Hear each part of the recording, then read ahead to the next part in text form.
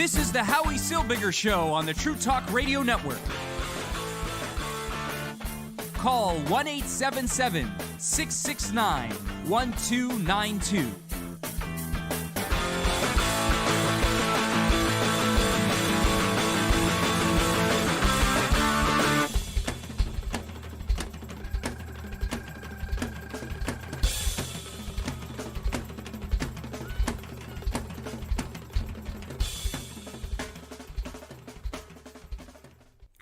I'm Howie Silbiger, talking to you live from the former parliamentary democracy of Canada. We are quickly losing our democracy in Canada. It is going away quicker than we could blink.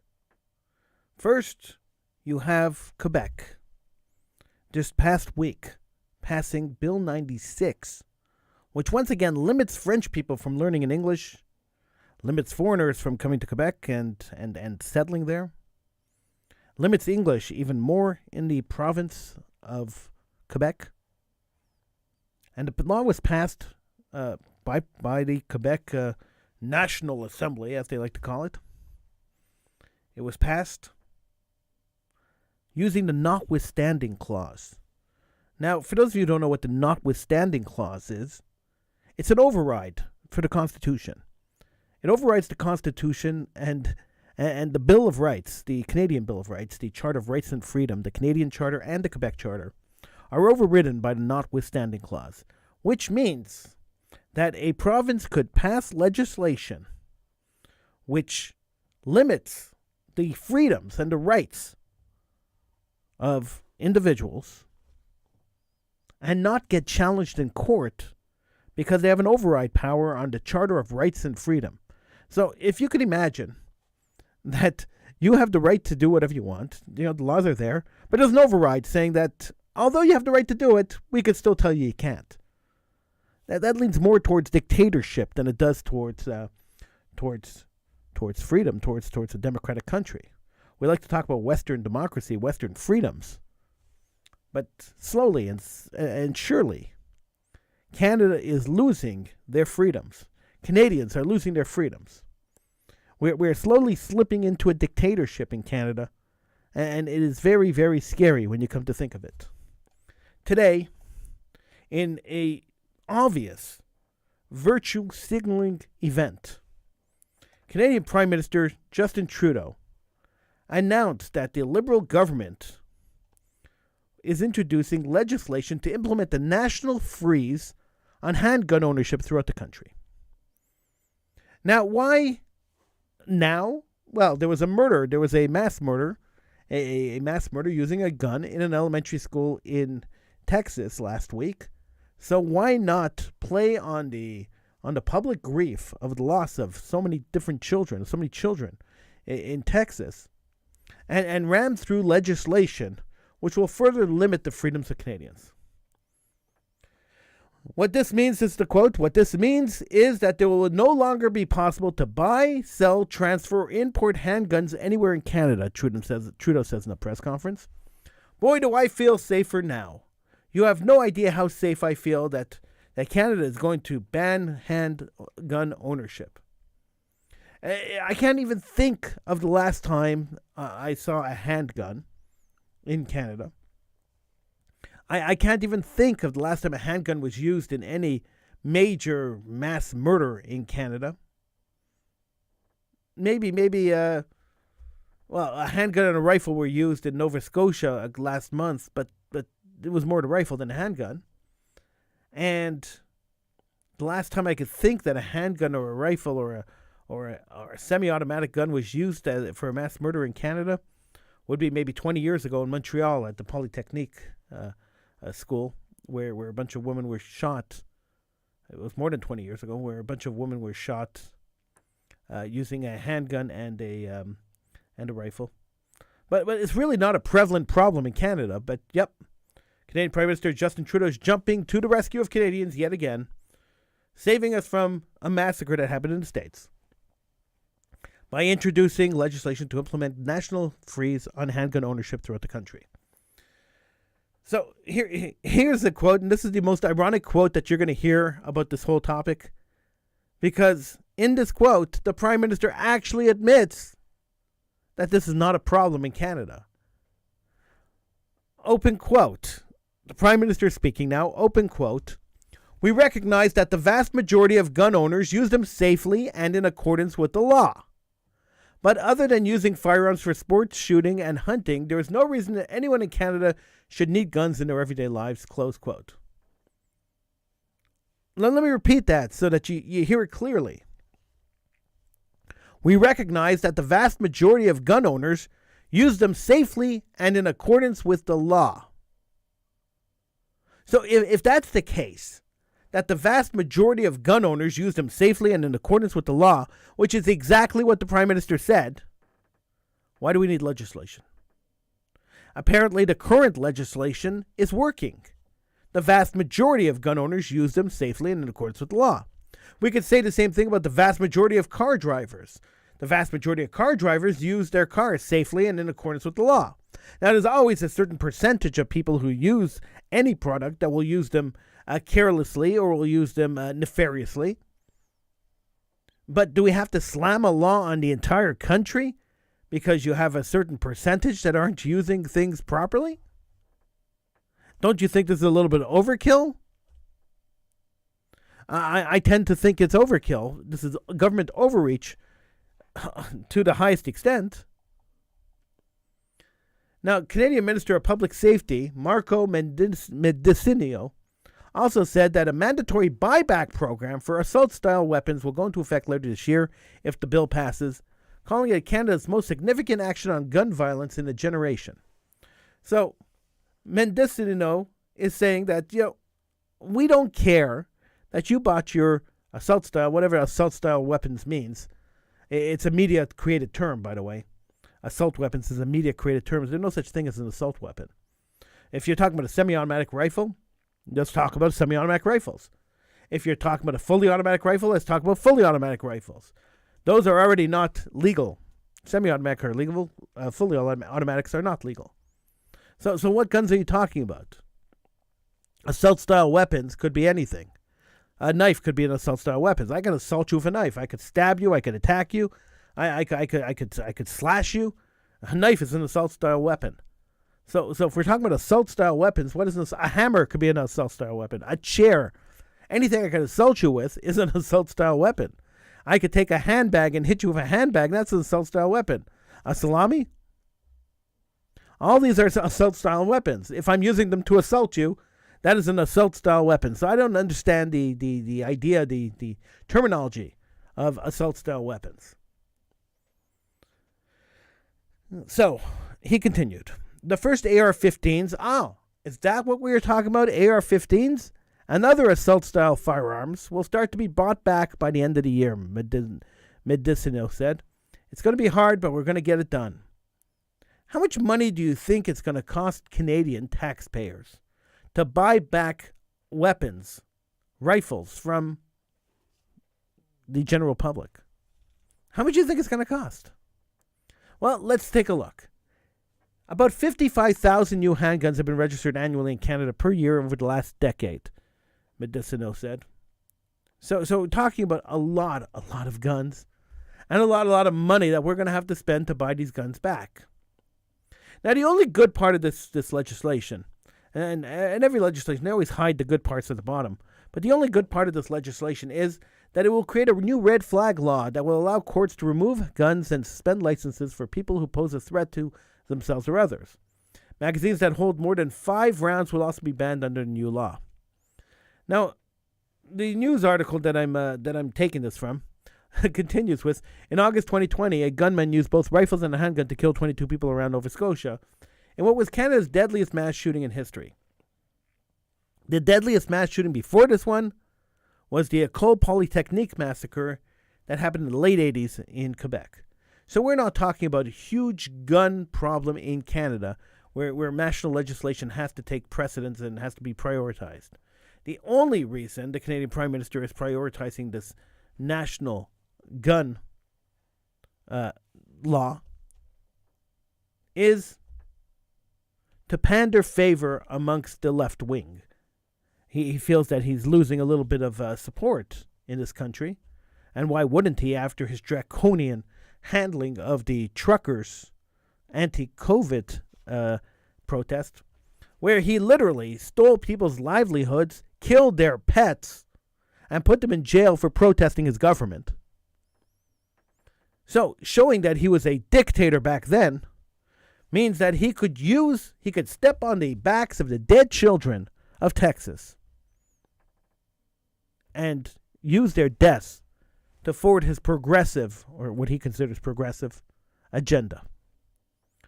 It's once again sickening. When you think about a government that's going to exploit the death of children to push forward an agenda, it's actually sickening. It makes me sick. I don't know if it makes you sick. It makes me sick to think that a government could do that, could exploit the death of children. But here we are. The Canadian government's becoming a dictatorship. And people in Canada are not yet. It happens. It happens slowly. And as our rights get pulled away slowly, and as we give up some rights for protection and for safety, and as our rights get pulled away, we don't even realize how much we are slipping into a dictatorship until we're actually there. And then once you're there, it is virtually impossible to get out of it. Now, don't be surprised. I don't think you should be surprised, because I'm not. I am actually not surprised by this at all. Why, Howie, would you say you are not surprised by this? Well, quite simply because Trudeau was actually very, very honest. He has been honest the entire time. And because we don't understand honesty, and we don't accept honesty, we don't listen to it. And because we don't listen to it, we are always surprised when it actually happens. Trudeau's been extremely honest. Look, Obama was extremely honest when he became president. If you listen to his speech in Cairo, the first speech he gave as president, the first foreign speech he gave as president in Cairo, you'll hear him very clearly lay out his entire platform. But nobody believed him. And that's really the problem. That's really where the problem lies. That we have to start believing our politicians when they say things. We have to start believing them. Because if we don't believe them, we're in big trouble. We're in huge trouble if we stop believing our politicians. I'm not one to put much faith into politicians. I'm not one to start thinking that politicians are virtuous and that we must always listen to what they say and always believe everything they say, because it's not true. So I'm not the kind of guy who's going to tell you that. But what I am going to tell you is that we have to pay attention to them. Trudeau was honest. Now, I don't know how well this video is going to show. I'm going to show you a video and listen to his words. I mean, if you can't see the video or the video doesn't show up very well, listen to his words. Listen to what Trudeau is saying. This, he was telling the World Economic Forum right at the beginning of the COVID-19 pandemic. This pandemic has provided an opportunity for a reset. This is our chance to accelerate our pre-pandemic efforts to reimagine economic systems that actually address global challenges like extreme poverty, inequality, and climate change. There you go. It's clear as day. Trudeau is saying, right there, that you're going to use the pandemic, you're going to use the death of millions of people, you're going to use the sickness that is spreading for the great world reset. Now, we like to think that when people talk about resets, they should be wearing tinfoil hats. But there is the Prime Minister of Canada telling you that he wants to reset the world, and reset the world economically, reset the world socially, reset the world morally, to fit his vision of the world, to fit the socialist vision of the world. And he's doing it slowly. And the more times we give up our rights and the more times we allow the government to take our rights away, our right to protest. You can't protest the Trudeau government. We saw what happens when you protest the Trudeau government. Trucks pull up into Ottawa. They do a peaceful protest. The government sends their dogs in to go and arrest the people, confiscate their trucks, kill their pets, and the rest of the country says nothing. No mass protests. No throwing this government out of office. You can't speak out against the government and without the government coming after you. Freezing your bank accounts. They have the right to freeze your bank accounts if you speak out against them. They have the right to confiscate your business if you speak out against the government. There's only a few countries in the world, and none of them are democracies, where the government doesn't allow protest, the government doesn't allow dissent.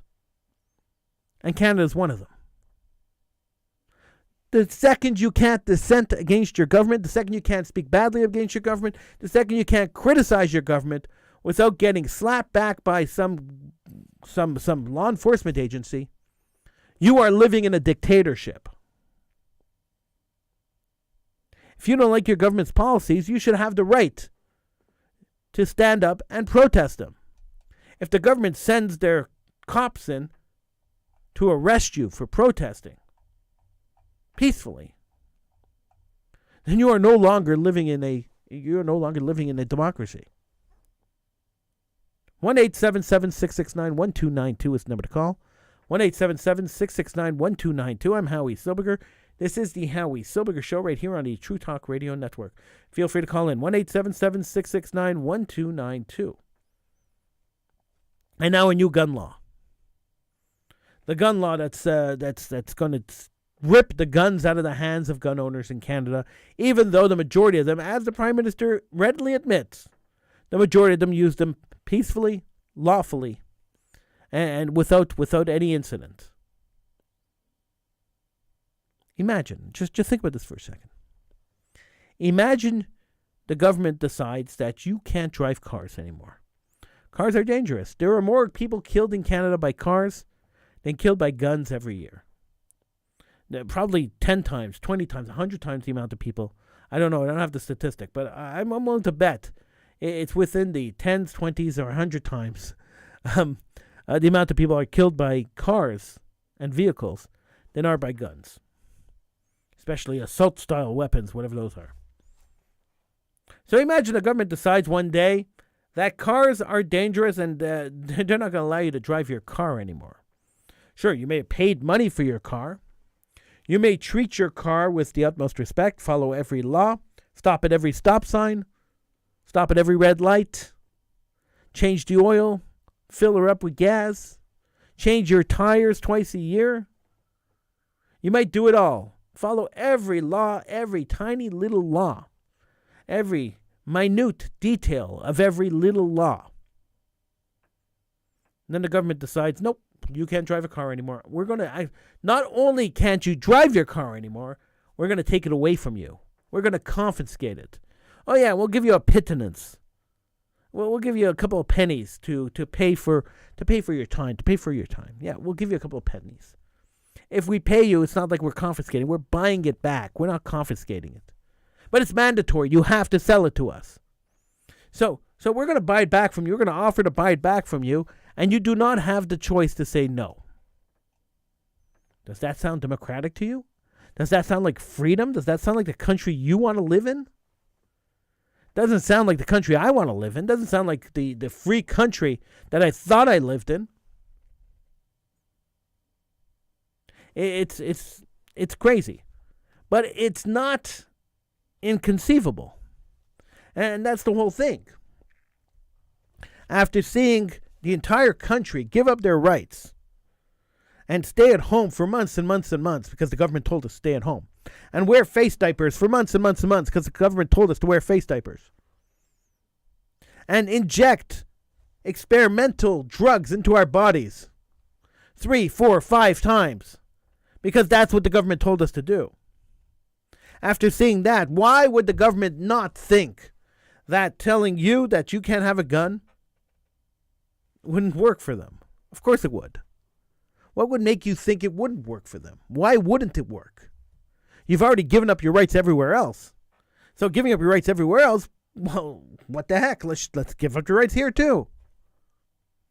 And the next one, they take away your guns now. They made you inject yourself with experimental vaccines. Well, what's the next thing they're going to do? Well, we know what the next thing is already. Quebec government's done it already. They're legislating how you can speak, how you can conduct business. They're legislating what language your contracts have to be in. Your business contracts, they're telling you they must be in French. What next? Maybe the style of dress we wear, we won't be able to wear what we want. We'll have to wear some kind of Canadian uniform to prove that we are loyal Canadians. Maybe we'll all have to get the same haircut like they do in North Korea. Maybe we'll all have to get plastic surgery to look more like Justin Trudeau. I don't know. I don't know what the next step is. But I know that it's getting worse and worse as we go. And the next step is not going to be any more pleasant than the current step. Why are we allowing this? Where are the opposition parties? Where is everybody? Where is anybody to oppose this dictator? Are they all sleeping? Are we all sleeping? Is this thing on? I don't understand it. I don't understand where everybody is. Why the apathy? What happened to all the strong people who are willing to stand up for their human rights? Where are all the strong people who are willing to stand up for what is right? Why has everybody disappeared? So many questions, so few answers. If you have an answer to any of those questions, feel free to call me, 1-877-669-1292. If you don't want to call in, you could always type into the chat box in whatever social media group you're watching this in, and it should pop up on my screen. And of course, you could always send me an email, but who emails somebody in the middle of a show? So just give me a call, 1-877-669-1292. Maybe you could explain to me why we should be so accepting of these draconian laws, these dictatorial laws that are being passed by the Canadian government, by the Quebec government, provincial governments, federal governments. Everybody feels they could trample on the rights of their citizens. And are we supposed to sit back and just accept it? Are we supposed to be good lambs being led to the slaughter? Gun violence isn't even a problem in Canada, yet the Canadian government wants to ban guns. It doesn't make sense. Do laws have to be sensical? Do they have to make sense? I'm not even sure that they do. All I know is that the government is trying to piggyback on the tragedy of Texas, piggyback on the deaths of 19 children, trying to exploit that to push a political goal. Now, when other people have done that, and we've seen that happen a couple of times over the last decade, I've always called them out as disgusting people. Now, I always thought that Justin Trudeau was a disgusting person, and I continue to think that Justin Trudeau is a disgusting person. I've had him on my show. Before he was Prime Minister, he was on my show. And even then, I didn't like the guy too much, but now I really don't like him. And it's not because I don't think he could have made a good Prime Minister. I really don't think he could have made a good Prime Minister. But he never proved himself to be a good Prime Minister. And now he's sinking even lower and lower and lower as he becomes a very good dictator. And the Canadian people, what about you? Where are you? Why are the Canadian people so tired and so apathetic about this? You may not own a gun, and you may agree that gun ownership and gun possession should be limited. And I'm good with that. If you agree with that, I'm good with that.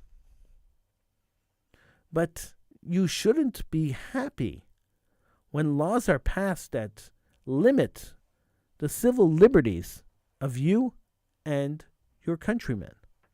That should not make you happy.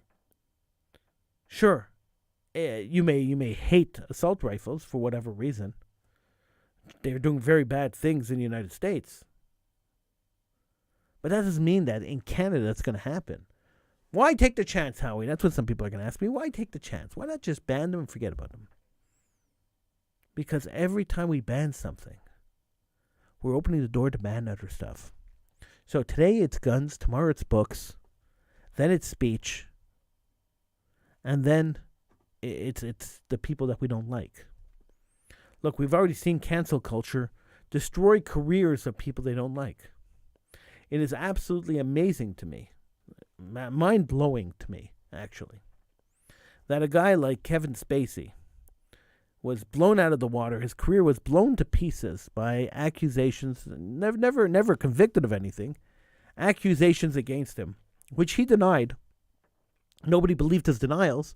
His career was blown out of the water. And now, just as he's restarting his career, suddenly new allegations arise.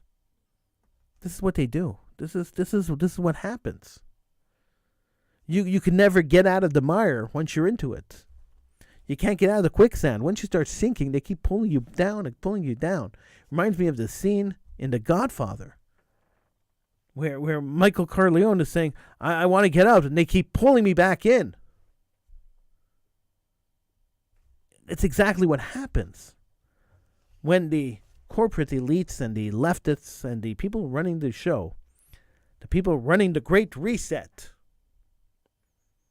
have decided that, tag, you're it. It's very scary when you think about it. Which brings us to the United Nations. You want to talk about scary. The United Nations is a scary place. And the reason it is a scary place is because they just announced, and I know you're not going to believe this because nobody ever believes what happens at the United Nations. The United Nations has just named North Korea, a country they've been sanctioning since 2006, as their head of their nuclear proliferation, anti-proliferation, the disarmament. They call it the disarmament forum. So North Korea is now in charge of nuclear disarmament. North Korea today took over as the chair of the World Disarmament Forum, which negotiated the Nuclear Non-Proliferation Treaty, and it sparked an appeal by over 40 UN-accredited non-governmental organizations for UN Chief Antonio Guterres, the USA, Canada, UK, EU, states, and other democracies to strongly protest, and for their ambassadors to walk out of the conference during the 4 weeks of North Korean presidency starting on May 30th. Now, the 65-nation conference on disarmament based in Geneva is considered the cornerstone of nuclear disarmament efforts. The UN-backed body calls itself the single multilateral disarmament negotiation forum in the international community. Having the North Korean regime, just quote, having the North Korean regime of Kim Jong-un preside over global weapons disarmament will be like putting a serial rapist in charge of a women's shelter. Those were the words of Hillel Neuer, the executive director of UN Watch, which is based in Geneva. It's a non-governmental organization that monitors the United Nations, and they spearheaded the joint protest. Open quotes, this is a country that threatens to attack other UN members states with missiles, and that commits atrocities against its own people. Torture, starvation are routine in North Korea. Political prison camps where an estimated 100,000 people are held, in which is one of the world's most dire human rights situations, said Neuer. Under the UN rules, the North Korean ambassador to the forum, Mr. Han Si-sung, will help organize the work of the conference and assist in setting the agenda. He will exercise all functions of a presiding officer and represent the body in its relations with the states, the General Assembly, and other organs of the United Nations, and with other international organizations. While the post is largely formal, North Korea holding the president's gavel is liable to seriously undermine the image and credibility of the United Nations and will send absolutely the worst message ever, said Neuer. At a time where China, Cuba, Libya, Kazakhstan, and Venezuela are sitting on the UN Human Rights Council, this won't help. This is how much of a joke the UN has become. North Korea is the world's foremost weapons proliferator. The regime builds its own nuclear weapons in contravention of its treaty agreements. Pyongyang sells missiles and atomic know-how to other rogue regimes in blatant violation of U.S. sanctions. Yesterday, Pyongyang fired 3 missiles, including one that's thought to be its largest intercontinental ballistic missile, the latest in a string of banned ballistic missiles launched that the country has carried out this year. Here's Neuer again. If the UN seeks to be an institution with a moral compass, it cannot allow likes of North Korea to head arms control agencies and to keep electing the worst abusers to the top of its human rights body. So there's a couple of questions that come to mind here. Question number one is, why is anyone taking the United Nations seriously anymore anyway? I would have stopped taking the United Nations seriously when they appointed Saudi Arabia to the head of the Women's Forum. I think doing that is an insult to women and probably signifies that the United Nations is a organization that should no longer exist. Did it have a purpose? Maybe at one time, after World War II, in order to get the world back on track. The United Nations, a league of nations that got together to rebuild the world after a massive world war, made sense. In 2023, does the United Nations make sense? 2022, 2023, does the United Nations make sense? Probably not. It just seems to be a clubhouse for dictators and despots to get together and try to rule the world. So why does it exist, and why do so many countries put so much money into it? It's time to rethink organizations like the United Nations. Time to rethink the value of having these organizations, the value of the United Nations. Does it really pose any value today? Or are billions of dollars spent on nothing? Really nothing. It's a darn good question, and a question that's worth asking and answering. But no one's ever going to ask that question because everyone's always afraid that if the United Nations goes bye-bye and they shut it down, then the world will descend into chaos and another world war will come. But whoa, look around. The world is already in chaos, even with the United Nations there. Does the United Nations condemnation really hold any weight anymore? Knowing that the United Nations has consistently and perpetually voted against Israel, even though there are much worse human rights violators in the world? Is there any value to the United Nations when we know that they're just a bully body trying to bully small countries into submission? I don't think there is any value to the United Nations anymore. I think there was a value, and that value has been diluted by billionaires, diluted by personal interest, and diluted by countries that don't care for the rules, but care to run the organization that makes the rules. I guess they figure if they run the organization that makes the rules, they don't have to follow them themselves. It makes sense. It's logical. So why would anybody care about the United Nations? Why would anybody care about anything that happens in the United Nations? Because at the end of the day, the reason we care is that North Korea running the Disarmament Committee means that any deals that any country make in the world when it comes to nuclear disarmament, at least in the next month or two, have to be made through North Korea, a violator of every nuclear agreement. Kind of scary. The United Nations always scared me a little bit. This is really, really scary. 1-877-669-1292 is the number to call. 1-877-669-1292 to get in on the conversation here on the Howie Silbiger Show on the True Talk Radio Network. You can hear the show nightly, Monday through Thursday, from 9 to, I was going to say 7 to 9 p.m. And I don't know why I was going to say that, because those used to be the hours. We used to be on from 6 to 9, then we were on from 7 to 9, and now we're on from 10 to 11. But, old habits are hard to break. I was on Radio Shalom for 18 years, 1650 AM in Montreal for 18 years. And sometimes when I'm doing the show, and I'm calling out the phone number, their phone number pops into my head before my phone number pops into my head. I said I was on daily there for 18 years, and I said that number so many times. But alas, life goes on, we move on, and it's been almost a decade since I've been on Radio Shalom. And yet that number still comes to my head when I'm calling out the number. It comes to my head. It still does. It's funny how your brain works. It's really, really funny how that works. The number to call to get in on the conversation right here on the Howie Silbiger Show is 1-877-669-1292. That's 1-877-669-1292. You could talk to me. We could talk together about this craziness. The world has really gone to craziness. Children are being killed in schools. North Korea is running the anti-nuclear bomb group at the UN. Canada's passing a gun law when they have no gun problems in Canada. The world has gone crazy. Everything's upside down. Is there a way? That is the question. Is there a way to flip the world back to the right side order?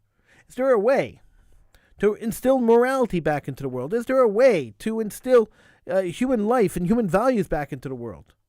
I'm not so sure there is. I mean, I hope there is, and I'm really praying almost every day to that maybe one day we'll see a normal situation in the world. Maybe one day the world will go back to being semi-normal. But the chances of that happening is very slim. And that's pretty scary. It's pretty scary that the chance of that happening is very slim.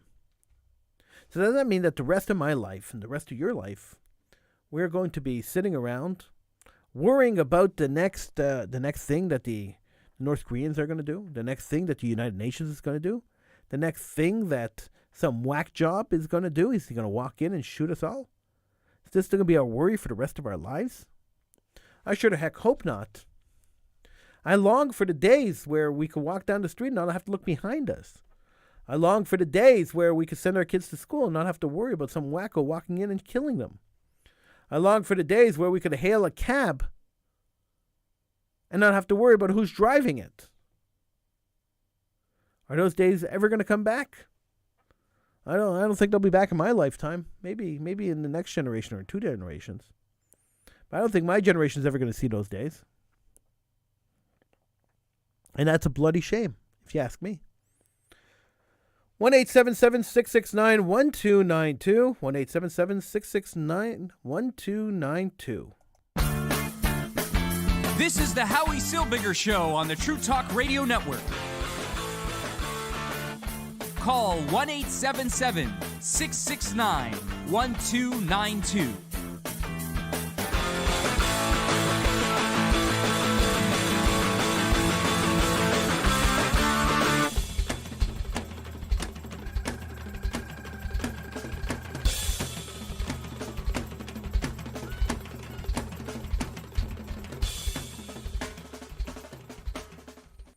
As we go into the summer months here on the Howie Silbiger Show, there's a lot of stuff that's going to happen.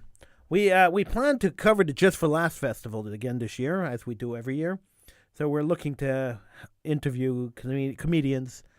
Sheldon will go out. Sheldon Freed will go out and cover shows, and we hope to get back to the regular.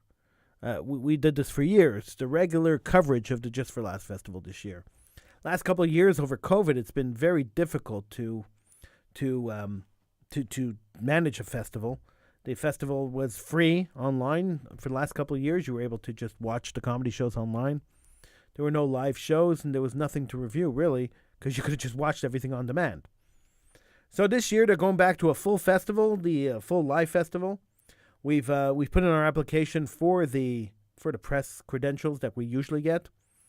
And once the festival starts, hopefully, we'll start covering it. We'll interview some cool comedians. We'll talk to people. We'll have a little bit of fun. Sheldon will be back with his festival reports, and the whole thing would be interesting and fun, and exciting for everyone. So stay tuned for that. We're also looking at a couple of other big projects that are coming up. And I'll fill you in on those as they get closer. One of the big projects we're working on is we're launching a new radio station. It's called True Rock Radio. It's part of the True Talk Radio brand, True Rock Radio. Most of you have heard over the last little while, I'm sure, that we acquired CafeRockRadio.com. And since we purchased CafeRockRadio.com, we haven't really done much with it. Not yet. We've been working on transitioning Cafe Rock Radio into True Rock Radio. Now, True Rock Radio will have a couple of local shows, a whole lot of local music shows, and we invite you, if you produce music or you want to do a music show, to please get in touch with me. I'd love to hear from you. True Rock Radio is looking for people to produce shows, so you could email me, Howie at TrueTalkRadio.com, and I will be able to direct you and to figure out how we could get your show on TrueRockRadio.com. So True Rock Radio hasn't launched yet. We are in the process of getting it all up and ready and shiny and new. It's all spanking new. We're polishing it and getting it ready. But it will launch shortly. TrueRockRadio.com will launch shortly. And if you want to be part of it, coming on the ground floor, be part of True Rock Radio, just email me, Howie at TrueTalkRadio.com. So that's one of the exciting things we're working on. There's a whole lot of other stuff that's still in the process. And I will share it as it gets closer. But that's it. We're working on the Just for Last Festival, on coverage of the Just for Last Festival, and launching True Rock Radio. 1-877-669-1292 is the number to call to get in on the conversation here on the Howie Silbiger Show, right here on the True Talk Radio Network. TrueTalkRadio.com is where you could go to get the schedule for the not for the Howie Silbiger Show, but for the True Talk Radio app. So we have a live stream on the True Talk Radio app. It airs 24 hours a day, 7 days a week. We have all sorts of different shows, exciting stuff. And over the weekend, we play old-time radio. Overnight and over the weekends, we play old-time radio. And it's really an exciting station. It's a great station to listen to. If you could take us with you anywhere you want to go. Download the True Talk Radio Network app from the App Store. Any of the app stores, the iPhone App Store, the Android App Store. It's available in all the app stores. True Talk Radio Network app. And, of course, the Howie Silbiger Show is podcasted. You could download the podcast. You miss any episode, you miss any portion of the show, you can always download the podcast from your favorite podcast distributor. We are listed everywhere, so feel free to download it. And one more way you can listen to the Howie Silbiger Show is by telling your smart app, either Google or Amazon, your smart device, that you want to hear the Howie Silbiger Show. And they could get it from app. If they ask you where to find it, you can always find it on Apple Podcasts or on Spotify. We're aired everywhere. So if you're a Spotify subscriber, you can listen to the Howie Silbiger Show on Spotify. If you're a TuneIn Radio subscriber, you can listen on TuneIn Radio. If you like, just going down and finding stuff on Mixcloud, we are there. We're on Mixcloud. If you like YouTube, you can find every show that we do saved on YouTube. Plenty of places you can listen to the Howie Silbiger Show and catch episodes that you might have missed. So feel free to do that. The Howie Silbiger Show is found everywhere. And I am pleased to be hosting it 4 days a week, Monday to Thursday, from 9 to 10 p.m. live, right here on the True Talk Radio Network. Right now we are live. It is Monday night. We are live, and you could call in 1-877-669-1292. That's 1-877-669-1292. So, there's been a complaint, and I take all feedback seriously. So there's been a complaint that I cover too many negative stories. Person told me that, Howie, I listen to your show, but it always depresses me. Everything you talk about is so depressing. Is there any way you could talk about something happy? Is there any way you could tell a happy story? You could share something that's happy? And I was thinking about it, and I kind of laughed. And I'll tell you why I laughed. It was actually a funny story. About 15 years ago, Rabbi Shlomo Mann was the co-host of the show with me while we were on 1650 AM, and maybe even more than 15 years ago. And one day I looked at him, and we got a similar complaint. We were averaging about 10 calls a show, and the show was going pretty well. But everything that we ever covered was bad news, and people used to call in outraged that we were covering bad news all the time. And so one day I said to Rabbi Man, I said, hey, listen, I want to cover good news. I'm going to do a full show on good news. And he says to me, good luck. You're not going to get any calls. And we made a small bet. It was a friendly bet. It wasn't for money. It was just a friendly bet. We made a friendly bet that I would get calls. I would share happy stories. I would ask people to call in with happy stuff. And people would call in and share good news and happy stuff. And we put out the call, and we got on the show. I found a whole bunch of great stories, great news stories that were happy. And we got on the show, and I shared the happy news stories. And nobody called in. And then I asked for people to share their news. You have an engagement, you have a marriage, whatever you have, call in, and we can announce it on the air. And nobody called in. And then I asked people to just share something good in their lives. Nobody called in. So we went to break, and I said to Rabbi Man, look, this is not working. Nobody's calling in. And I think that we should go back to our regular format. And he laughed, and he says, do as you want. So I got on a minute later, when we came back from break, and I said, in Israel today, there was a rocket that was fired into Sderot. A whole bunch of people were killed, and this is unacceptable. I went on a little bit of a rant about rockets falling into the southern Israeli town of Sderot. And the lines lit up. And I had calls for the rest of the show. So I looked at Rabbi Man at the end of the show, and I said, you see, people do not like good news. I can't share good news on the radio. If I share good news, people just tune out. It's quite sad when you think about it, but that's the truth. Nobody wants to hear good news. It's unfortunate that we can't share good news, that nobody cares. Everybody wants to be outraged. Everyone wants to be upset. Everybody wants to be on the edge of their seats with the news that they hear. Nobody wants to say, wow, that was a good news story. Thank you. And it's hard to find good news stories. The reason is because nobody reads them. So newspapers don't want to run them. All right, let's see. I just looked up good news on Google because I was curious what good news I would find. So, World Bee Day. 8 projects making a difference to bees this year is the first thing that came up. Good news. UK's first queer museum, how coffee grows cucumbers and how to land a plane for beginners. And then there are positive environmental stories from 2022. Mental Health Awareness Week, 17 ideas that are boosting well-being. Good news, hobbyist Lord of the Rings Golem is still on track for fall 22. And good news, Docker Desktop is now here for Linux users.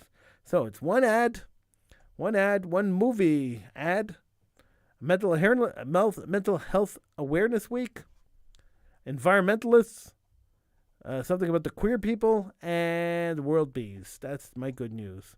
That's the good news that popped up when I typed in good news into Google. So there you go. I mean, I'm sure if I did a deeper research and a more extensive search, I could probably find some better stuff. But that's the first things that came up. And none of those really interest me all that much. So I'm not even going to bother reading those stories. You see, that's the whole thing. If the hook doesn't catch you, then you just swim away. Yes, that was a fishing reference. Not too many people make fishing references. I do sometimes. 1-877-669-1292 is the number to call to be on the air with me here on the Howie Silbiger Show on the True Talk Radio Network. All right, we're going to finish this off on a not-so-happy note because, once again, we try to do happy. It doesn't work, so we go back to the way we were. More horrific news is coming out of this elementary school in Texas. Abbott Elementary School. Is Abbott Elementary School? Robb Elementary School. It's more bad news. It's really, really sad. There's another boy, a 9-year-old boy, who escaped through the window of the school during the massacre in Texas. And let me just share the story with you. As a gunman entered Robb Elementary School in Uvalde, Texas, and started firing, one student said his wounded teacher texted 911 for help. Daniel, who was 9 years old, alongside his mother, Brianna, told CNN that the gunman fired several shots into his classroom after being unable to enter.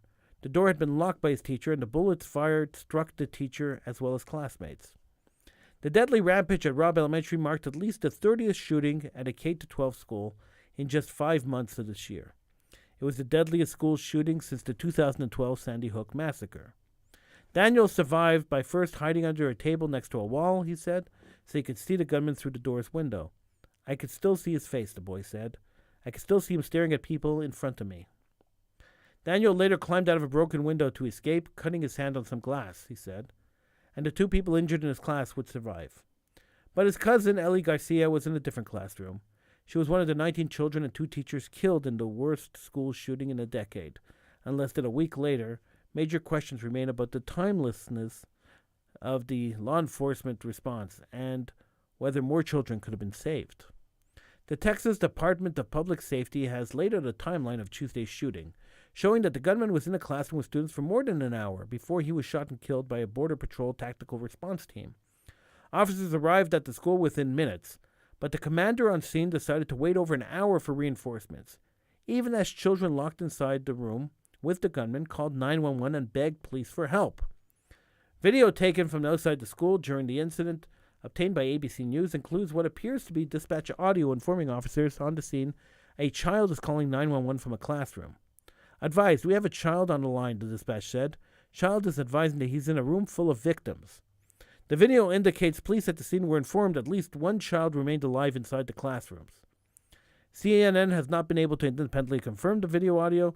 The source of the video is unclear, and it's unclear at which point in the incident the audio is heard. CNN has reached out to authorities to answer the questions about this audio.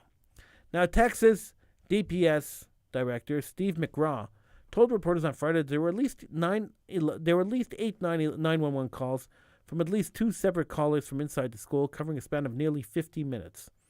The decision made on scene to treat the incident like a barricaded suspect rather than an active shooter was wrong, he said. Also on Monday, funeral services for 2 of the victims are set to take place at local funeral homes. They're burying 2 10-year-olds. 2 10-year-olds are being buried. Now, Alfred Garcia, whose daughter was killed in the shooting, said he was in disbelief over how much time elapsed during the shooting before it ended, and shared his frustration with authorities. Here's the quote. It doesn't take a genius to figure out that it just took too long to get in there. And had they gotten there sooner, and someone would have taken immediate action, we might have more of those children here today, including my daughter, he said. Law enforcement officers in Texas trained to intervene quickly, according to active shooter guidelines in the state's Commission on Law Enforcement 2020 training manual. The manual states an officer's first priority is to move in and confront the attacker. Here's the quote. As first responders, we must recognize that an innocent life must be defended, it says. A first responder is unwilling to take the place of lives of the innocents above their own safety should consider another career field. Let me repeat that because it's an important thing. The manual says a first responder unwilling to place the lives of the innocent above their own safety should consider another field. 7 officers arrived at the scene within 2 minutes of the shooter firing in the classroom. 3 officers approached the law classroom where gunman was, and 2 officers suffered graze wounds from bullets fired behind the doors. Then the officers stationed down the hallway. Border Patrol agents belonging to a specialized unit arrived at the scene around 12:15, roughly 45 minutes after the gunman began shooting. The officer in charge had already made the determination the subject was barricaded in the room, according to a source familiar with the situation. The team then did not breach the classroom for at least another 30 minutes, according to the timeline provided by DPS. A 911 call placed at 12:16 p.m., according to DPS, from a girl in one of the classrooms told the operator 8 or 9 students were still alive. The delayed police response in Uvalde runs contrary to well-established, commonly taught active shooter protocols established after the Columbine High School shooting of 1999. Even under fire, officers are trained to go to that threat because every second counts. That's what Jonathan Winters, a CNN law enforcement analyst, said. What we saw here was that deadly cost of children, their lives full stop. At the request of the Uvalde mayor, the U.S. Department of Justice announced it will conduct an inquiry into the circumstances surrounding the shooting. The goals of the review is to provide an independent account of law enforcement actions and responses that day, and to identify lessons learned and best practices to help first responders prepare and respond to active shooting events, said the Department of Justice. It's expected to select someone in the next few days to lead the review. The Justice Department has traditionally relied on people outside the Justice Department with the law enforcement expertise and on-ground experience with mass casualty events to conduct such reviews. It's sickening. It's sickening. There should be more protest. There should be more outrage. It's sickening. But we live in a sick world. We live in a world where people just don't care. People say, thank God it wasn't my kid. Thank God it wasn't me. And they don't care. And that's the saddest commentary of them all. I'm Howie Silbiger. This is the Howie Silbiger Show. Thank you for joining me. I will be here again tomorrow night, right here on the True Talk Radio Network. I'll see you then.